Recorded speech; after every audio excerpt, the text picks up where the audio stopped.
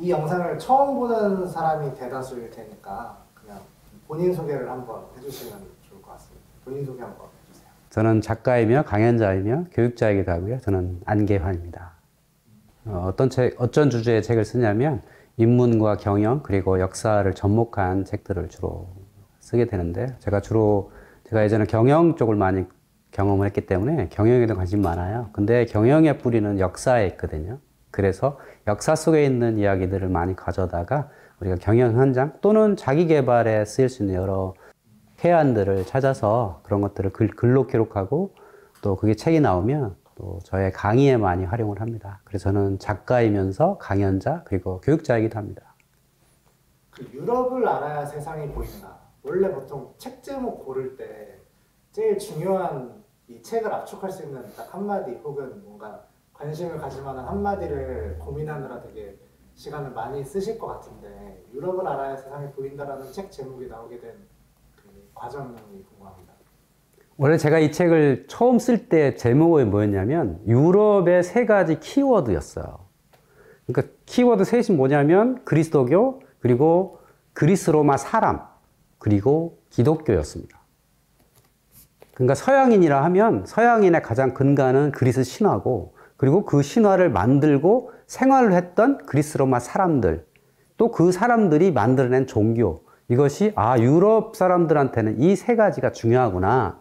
그러면 우리 한국 사람들이 유럽을 가서 무엇을 볼 것인가 라고 생각해 봤을 때 바로 그 3 키워드가 생각이 났어요. 그래서 그 3 키워드를 중심으로 책을 쓰기 시작했는데 뭐 제목은 원고가 다 완성되고 책이 만들어질 때 이제 정해지는 거니까 출판사와 저와 협의를 거쳐서 유럽을 알아야 세상이 보인다라고는 이제 좀 도발적인 제목을 담았는데요.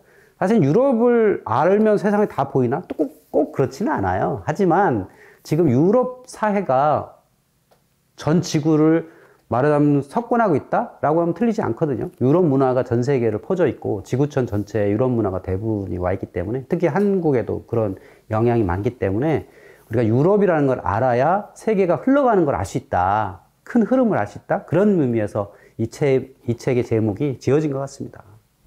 그래서 그리스 로마 신화 그리고 또 하나는 그리스도교 이렇게 2개를 남겨두셨는데 그 2개가 이제 말씀하신 3가지 키워드 중에서 조금 그나마 비중이 더 크기 때문에 그 2개를 통해서 이렇게 하신 건가요? 그러니까 이 책의 메인 주제가 그렇게 2가지로 뽑으셨는데 왜 이렇게 구분을 지으셨는지에 대해서 한 번만 더 설명을 해주시면 될 것 같아요. 이 책에는 2가지 키워드가 등장을 하는데요. 첫 번째는 그리스 신화고 두 번째는 그리스도교라고 하는 거죠.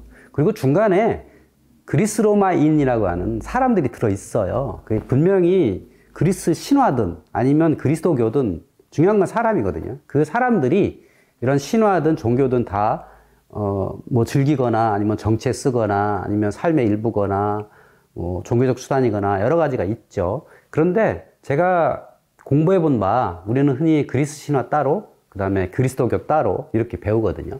근데 실제 현장에 가보면 그게 다 연결이 돼요. 연결이 될 수밖에 없는 게 문화라는 것은 단절되지 않거든요.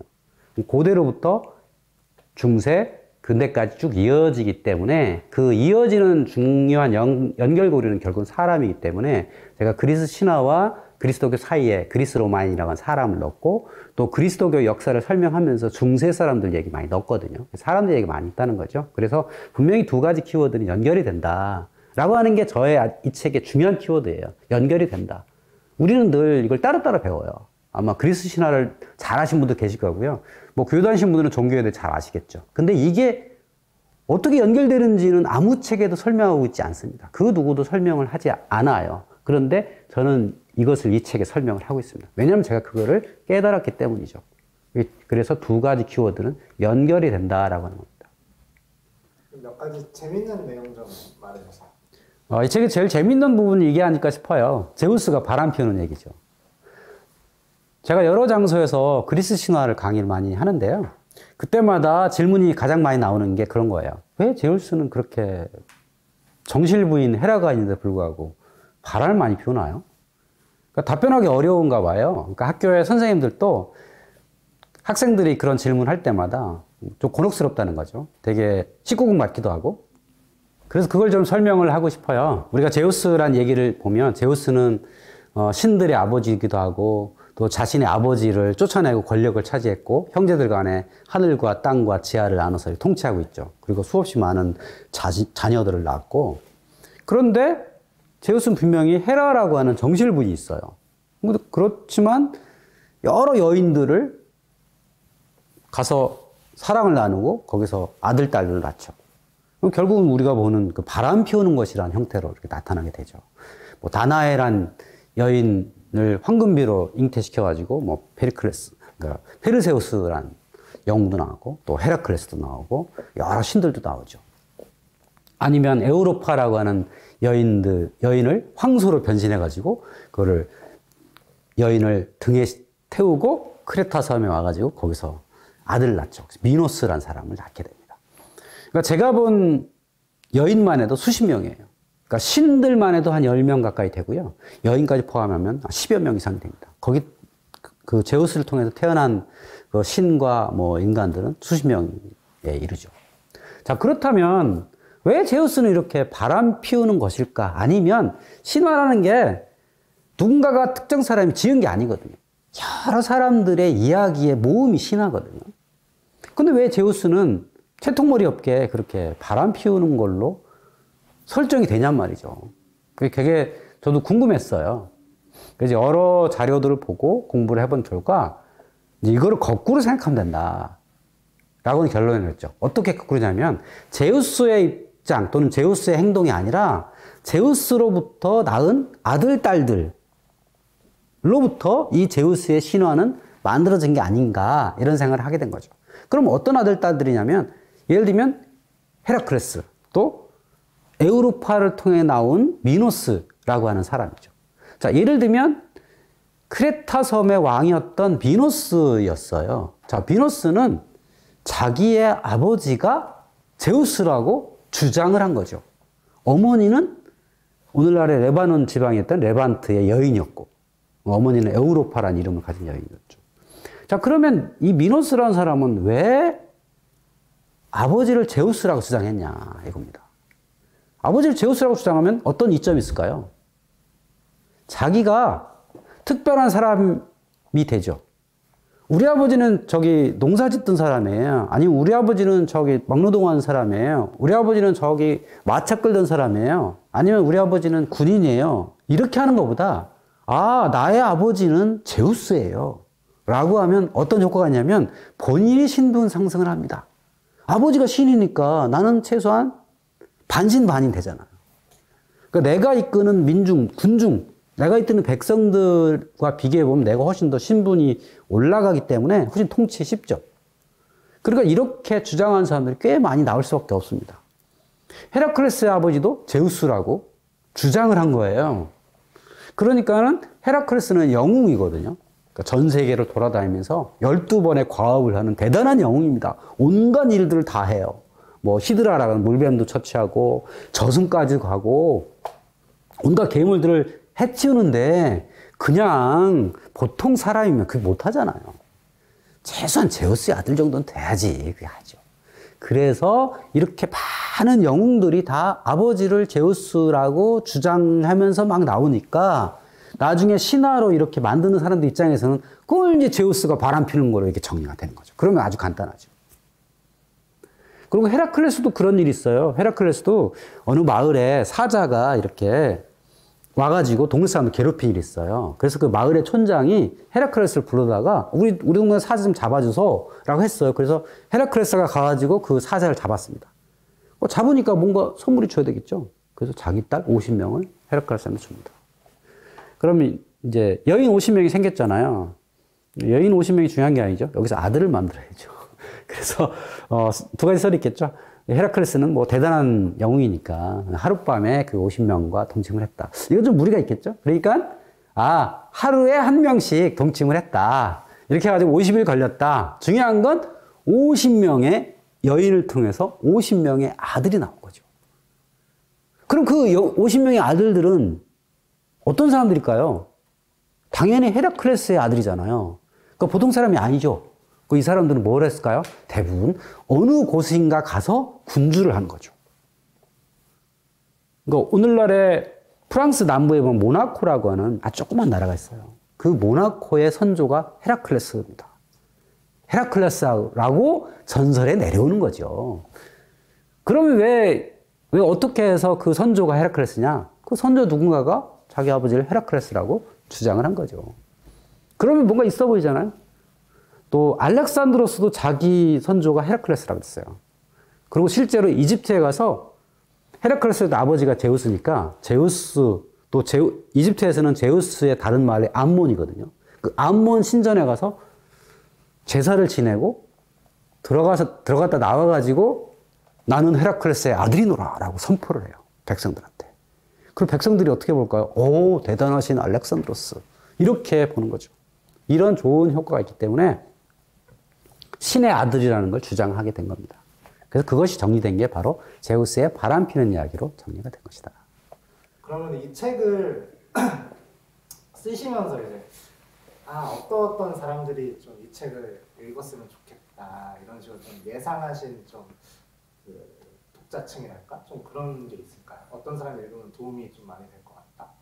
우리가 여행에는 두 가지 타입이 있다고 저는 봐요. 하나는 정말 그 자연 환경을 보러 가는 여행이 있겠죠. 뭐 스위스의 산을 간다든지, 뭐 중국의 아름다운 황산이나 뭐 계림이나 이런 가는 자연 환경을 보러 가는 또는 휴양을 하러 가는 이런 여행이 하나가 있을 거고요. 저 같은 사람이 주로 하는 인문 여행이 있어요. 그러니까 뭔가를 좀 배우고 싶어서 다른 세상을 좀 느끼고 싶어서 이런 여행이 있다는 거죠. 특히 유럽에 가서 그런 인문적인 경험을 하고 싶어 하는 사람들이 있다면 저는 이 책을 읽고 가시라고 권해드리는 거죠. 그러니까 우리가 아는 만큼 보인다고 흔히 그러잖아요. 그러니까 알면 알수록 더 모르는 게 보여요. 그러니까 모르면 하나도 안 보이고 조금 알면 더 모르는 게 보입니다. 그런 계기를 이 책을 통해 삼았으면 좋겠다라고 생각이 드는 거죠. 저도 예전에 프랑스에 처음 갔을 때 정말 어리버리 해가지고 이게 뭐가 뭔지 모르고 그냥 확 지나갔던, 뭐 예를 들면 루브르 박물관에 가가지고 저도 그 모나리자 그림 하나만 보러 그냥 수많은 그림들을 다 헤치고 맨 마지막 구석에 있는 그 그림만 보고 돌아왔거든요. 그 사이에 있는 수많은 성화들은 무슨 말인지 모르고 어떤 의미인지 전혀 몰랐으니까 그랬단 말이죠. 제가 조금이라도 알았다면 지나가면서 이건 뭐고 이건 뭐고 이렇게 느끼면서 갔을 텐데 그런 지식이 당시에는 저도 없었거든요. 근데 우리가 그런 거에 대해 조금이라도 알고 가면 훨씬 더 그런 여행이 재밌어지고 의미 있어지고 보람이 있거든요. 기왕 갔는데 조금이라도 알고 가면 더 좋다. 그러면 알고 가서 한 번 더 보고 돌아왔다. 그러면 어떻게 되냐면 더 알고 싶어져요. 사람이 조금 알면 더 많이 알고 싶어지고 그래서 더 많이 알면 또 여행을 한 번 더 가서 더 많이 보고 싶고 뭐 그런 거거든요. 그러니까 저도 갈 때마다 새로운 걸 많이 본단 말이죠. 그래서 그런 여행을 하시려는 분들 아니면 하시는 분들 아니면 뭔가 지적 호기심이 많으신 분들 그런 분들한테 저는 이 책을 권해드리고 싶습니다. 지금 이제 첫 번째로 이제 인문학적 여행을 하고 싶은 분들한테 추천한다 나왔고 이 책이 그렇게 깊게 어렵지 않으니까 좀 호기심 있고 그냥 가볍게 터치해보고 싶은 사람들한테 추천한다까지 나왔는데 혹시 또 한 가지만 더 해줄 수 있나요? 누군가가 이 책을 보면 되게 좋아하겠다라는. 저는 오히려 그 교회 다니신 분들한테 좀 권하고 싶어요. 사실은 우리 개신교 교회나 뭐 가톨릭 성당이든 교회를 열심히 다니시는데 사실은 그 종교 역사를 잘 모르세요. 모르고 그냥 맹목적으로 주일 설교를 듣는 분들이 굉장히 많거든요. 그래서 그런 분들도 이 책을 읽고 그렇게 깊이 들어가진 않았지만 뭐 요 정도는 이해하고 가시는 게 좋지 않겠나라는 생각이 좀 들고요. 왜 그런 생각을 했냐면 제가 블로그에 이런 종교에 관한 글을 몇 번 쓰린 적이 있는데 거기에 댓글을 달리는 거 보면 너무 모르는 소리들을 너무 많이 해요. 그분들은 대부분 종교인들이에요. 그러니까 아예 종교인들이 아닌 분들은 그런 댓글 자체를 안 다는데 그런 댓글을 다시는 분들은 대부분 종교인들이라는 거죠. 그러니까 너무 그 교회에서 듣는 소리만 가지고 댓글을 다신 거예요. 그러니까 한 발짝 들어가서 이렇게 좀 캐보려고 하는 노력이 부족한 것처럼 보인다는 거죠. 그래서는 그냥 예를 들어 개신교의 교회를 다신 분들이 이런 그 로마 카톨릭을 비난만 할 게 아니라 그 안에 뭐 어떤 것들이 들어있는지, 왜 그렇게 다신교적 요소가 숨어 있게 되었는지를 좀 이해하신다면 서로 그 다른 종교 간의 그런 다툼이나 이런 것들이 없어질 수 있거든요. 그래서 그런 것들을 저는 교회 다신 분들이 좀 읽어보셨으면 좋겠다라는 생각을 많이 합니다. 기본 소양으로서 이제 이 책을 조금. 그렇죠. 네. 그러면 이제 또 안에 보니까 흥미로웠던 게 사진을 다 직접 찍으신 사진을 넣으셨더라고요. 그래서 참 진짜 이 책을 되게 사랑하시고 그 써야 돼서 쓴 게 아니라 하다 보니까 쌓여서 쓴 느낌이 나거든요. 그 여행을 하다 보니까. 그래서 자기가 얼마나 유럽을 사랑하고 이 책을 얼마나 애정하는지 그냥 어필 한번 해주십시오. 네, 제가 강의를 시작하면서 제가 강의를 시작한 지가 한 10여 년 됐는데요. 강의를 시작하면서 어떤 사진작가한테 들은 이야기가 있어요. 저랑 친한 사진작가인데 그분이 당신이 쓰는 그 사진, 그러니까 당신이 쓰는 어떤 사진에 대해서라면 당신이 찍은 걸 써라. 이런 얘기를 한 적이 있어요. 그거를 굉장히 저는 가슴 깊이 새겼죠. 내가 쓰는 강의 화면에 들어가는 사진이라면 내가 찍은 것을 사용하리라. 근데 초기에는 그게 현실적으로 어려웠죠.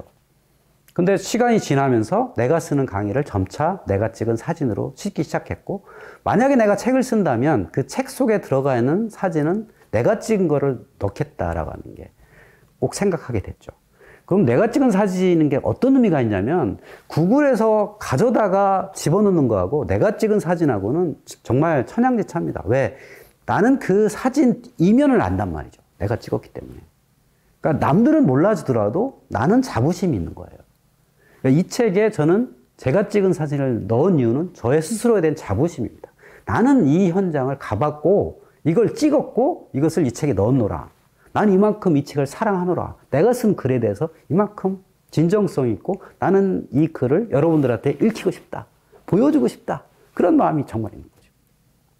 그래서 저는 제가 쓴 앞에 있는 책들에 대해 다 그렇게는 못했지만 이 책은 제가 찍은 사진을 100% 넣었기 때문에 그만큼 진정성과 자부심이 있는 거죠. 앞으로도 그러고 싶고요. 그러면 이제 마지막으로 그럼 이 책에 대해서 그냥 자유롭게 그냥 소개 한번 해주시는 걸로 한번 해볼까요? 네. 유럽을 알아야 세상이 보인다. 이 책은 저의 10여 년 이상의 공부의 결과물입니다. 그리고 제가 현장에 갔었고 현장에서 느낀 것들을 책에 많이 담았습니다. 제가 공부를 하면서도 많이 좀 깨달았던 것은 글을 쓰는 사람들이 반드시 현장에 가는 것들은 아니더라는 거죠. 그래서 저는 나는 내가 공부한 현장은 반드시 가보리라. 그래서 읽었고 현장에 가봤고 읽은 것과 현장을 접목해서 저만의 통찰을 담았습니다. 그래서 여러분들이 이 책을 읽어보신다면 제 생각이 많이 있다는 것을 알게 되겠고요. 혹시 여기서 다른 것들을 좀 보고 느끼시더라도 굳이 충격받으실 필요는 없고요. 거기서 이런 이야기도 있었구나, 이런 생각도 있었구나 라는 걸 느껴주시면 좋겠고요. 이 책을 읽으시고 호기심이 생기시다면 유럽의 현장을 가보시면 좋을 것 같아요. 그래서 혹시 유럽에 가보실 계획이시라면 아니면 언젠가 가보실 것이라면 이 책을 꼭 한번 읽어보시고 가시기를 권해드립니다. 유럽을 알아야 세상을 보인다의 저자 안교환입니다. 고맙습니다.